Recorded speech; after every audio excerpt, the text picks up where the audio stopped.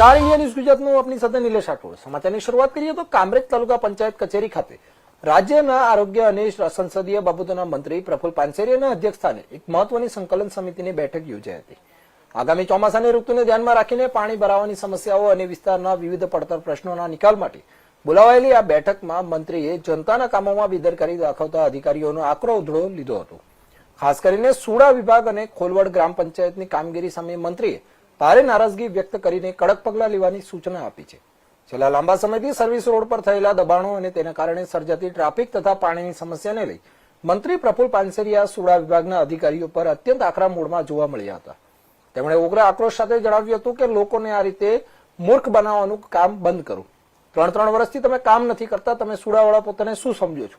ત્યારે લોકોને હેરાન કરવાના ધંધા બંધ કરો તેવું મંત્રીએ સ્પષ્ટ શબ્દોમાં આદેશ આપ્યો હતો કે અધિકારીઓની ટીમ અત્યારે જ ફિલ્ડ પર જાય, સ્થળની મુલાકાત લઈ સમસ્યા જુએ અને આગામી 2 દિવસમાં તેનો ચુસ્ત એક્શન પ્લાન રજૂ કરે. આ બેઠકમાં કામરેજ તાલુકાની ખોલવડ ગ્રામ પંચાયતના પ્રશ્નો પણ ગાજ્યા હતા. મંત્રીએ તાલુકા વિકાસ અધિકારીને કડક લહેજામાં સૂચના આપતા કહ્યું કે તેઓ પોતે ખોલવડ ગામની મુલાકાત લે અને ત્યાંના પડતર પ્રશ્નને તાત્કાલિક હાથ પર લે.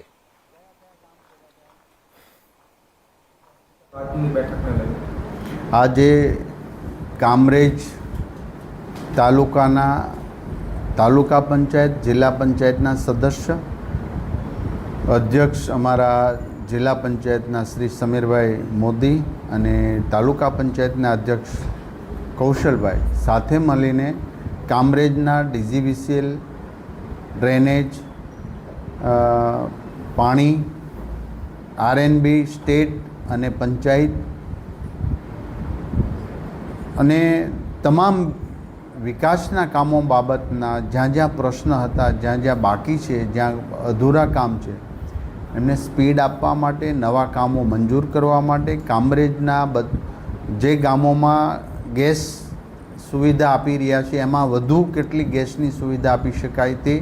હેલ્થ બાબતના પીએચસી, સીએચસી સેન્ટરની તમામ પ્રકારની માહિતી અને પ્રશ્નો, આ બધું જ ડીપમાં ચર્ચા કરીને નેશનલ હાઈવેની એજન્સી સાથે પણ મળીને તમામ પ્રશ્ન સોલ્યુશન કરવાની, અધૂરા કામ પૂર્ણ કરવાની મિટિંગ હતી અને જે તંદુરસ્તપણે ચર્ચા થઈ. અધિકારીઓને, તમામ એજન્સીના અધિકારીઓને સૂચના આપવામાં આવી છે જલ્દમાં જલ્દી કામ